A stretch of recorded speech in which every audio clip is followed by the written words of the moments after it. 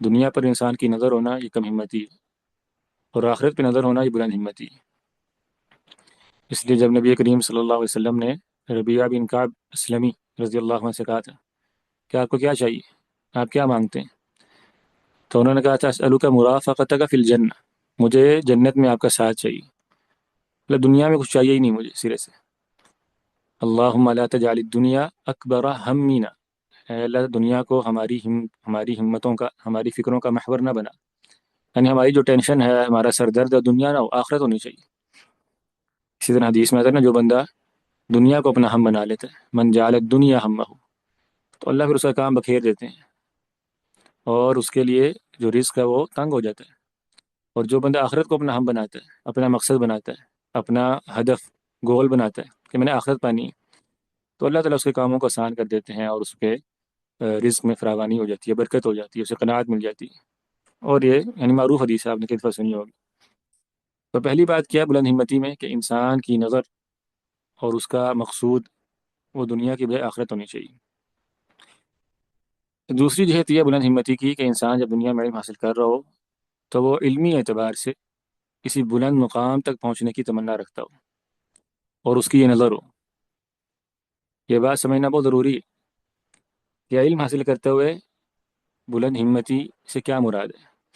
ایک یہ کہ انسان کا یہ مطمع نظر ہو کہ میرے سننے والے زیادہ ہو جائیں،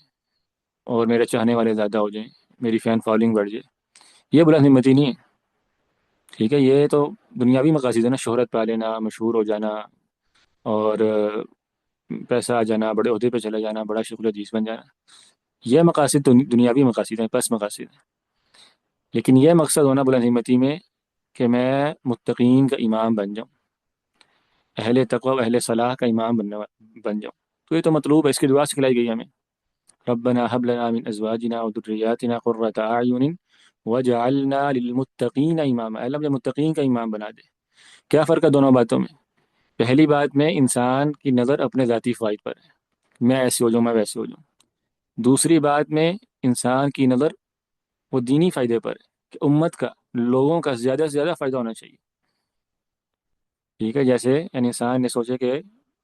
میں امام بخاری، اور اس دور میں امام بخاری تھے، تو میں اس دور میں حدیث میں بڑا نام کیوں نہیں پیدا کر سکتا، حدیث کے لیے قابل قدر خدمت کیوں نہیں انجام دے سکتا، اسلام کو، دین کو مجھ سے فائدہ کیوں نہیں پہنچتا۔ تو یہ تو بہت بلند مقصد ہے نا، یہ بہت شریف یعنی عالی بات ہے، بہت شاندار بات ہے۔ شیخ مقبل کے بارے میں آتا ہے، غالباً شیخ مقبل اگر میں آیا یعنی بھول نہیں رہا، مقبل بن ہادی الوادعی رحمہ اللہ، جو یمن کے محدث ہیں، وہ کہتے ہیں کہ جب وہ خود اپنے بارے میں ذکر کیا کہ جب میری داڑھی میں پہلا سفید بال آیا نا، تو میں نے اپنی داڑھی پکڑ کے اپنے آپ سے مخاطب ہوئے کہا کہ مقبل تو نے اب اسلام کے لیے کیا کیا،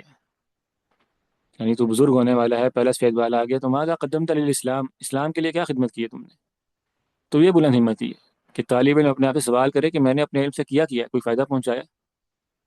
کوئی تحقیق کے باب میں، تالیف کے باب میں، تدریس کے باب میں، طلبہ علم کو تیار کرنے کے تعلق سے، لوگوں میں دعوت دینے کے حوالے سے میں نے امت کو دیا کیا ہے۔ تو یہ ہمت ہونا یہ بہت لازمی ہے۔